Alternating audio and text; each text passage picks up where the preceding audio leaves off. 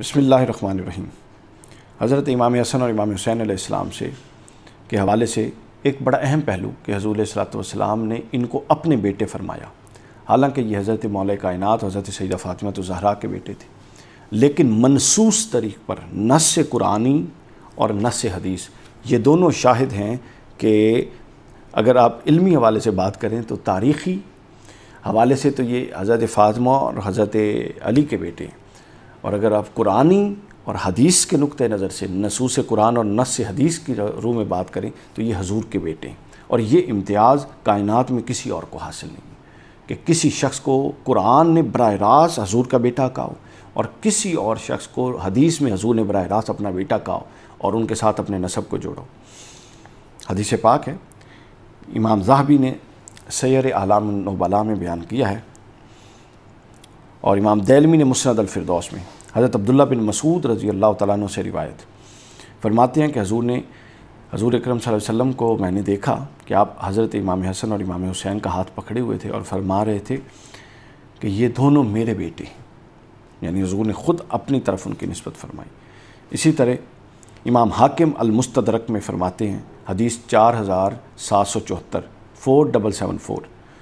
سیدہ فاطمہ الزہرا فرماتی ہیں کہ ایک روز حضور میرے گھر میں تشریف لائے اور فرمایا کہ میرے بیٹے کہاں ہیں؟ میں نے عرض کیا کہ علی ان کو اپنے ساتھ لے کر باہر گئے ہیں۔ حضور ان کی تلاش میں چلے گئے اور ان کو چلتے چلتے کہیں کھیلنے کی جگہ پر پایا اور ان کے سامنے کچھ کھجوریں بھی رکھی ہوئی پائیں، بچی ہوئی کھجوریں پائیں۔ آپ صلی اللہ علیہ وسلم نے فرمایا کہ علی خیال رکھنا کہ میرے بیٹوں کو گرمی کی شدت یعنی سورج کے اوپر آنے سے پہلے، تیز گرمی ہونے سے پہلے واپس لے کر آ جانا۔ حضور کا کنسرن بھی دیکھیے ان سے متعلق کہ ان کو گرمی نہ لگ جائے، اور حضور نے فرمایا کہ میرے بیٹے کہاں، یہ نص حدیث سے اس کے اندر سے۔ اور یہ تو تھی حدیث، اور بھی حدیث میں اس طرح کی ہے۔ مثلا حضرت عمر بن خطاب رضی اللہ تعالیٰ عنہ بیان کرتے ہیں کہ حضور نے فرمایا، یہ امام طبرانی نے المعجم الکبیر میں بیان کیا 2631، حضرت عمر بن خطاب بیان کرتے ہیں کہ حضور نے فرمایا کہ ہر عورت کے بیٹوں کی نسبت اس کے ساتھ ہوگی اور ان کے باپ کے ساتھ ہوگی، یعنی ہر عورت کے بیٹے کی نسبت اس کے باپ کے ساتھ ہوگی سوائے فاطمہ کی اولاد سے، چونکہ میں ہی ان کا نسب ہوں اور میں ہی ان کا باپ ہوں۔ حضور نے خود صراحتاً فرمایا۔ اس کو امام شوکانی نے نیل الاوطار میں بیان کیا ہے، 6 جلد میں صفحہ 139 بھی۔ اس کے بعد حضرت سیدنا عمر بن خطاب رضی اللہ تعالیٰ عنہ ہی سے روایت ہے، اور یہ مسند امام احمد بن حنبل نے فضائل صحابہ میں بیان کی، حدیث نمبر 1070۔ محب طبری نے اس کو بیان کیا ذخائر العقبہ میں، جلد 1 صفحہ نمبر 169 پر۔ پھر المصنف عبد الرزاق 10354، امام بہقی السنن الکبریٰ 13172 بیان کی۔ حضرت عمر فاروق فرماتے ہیں، سیدنا فاروق اعظم، کہ میں نے رسول اللہ صلی اللہ علیہ وسلم کو یہ فرماتے ہوئے سنا کہ قیامت کے دن ہر نسب حسب منقطع ہو جائے گا سوائے میرے بیٹے کے باپ کی طرف نسبت ہوئی، ہر بیٹے کی نسبت اس کے باپ کی طرف ہوتی ہے، جبکہ فاطمہ کے بیٹوں کی نسبت میری طرف ہوگی،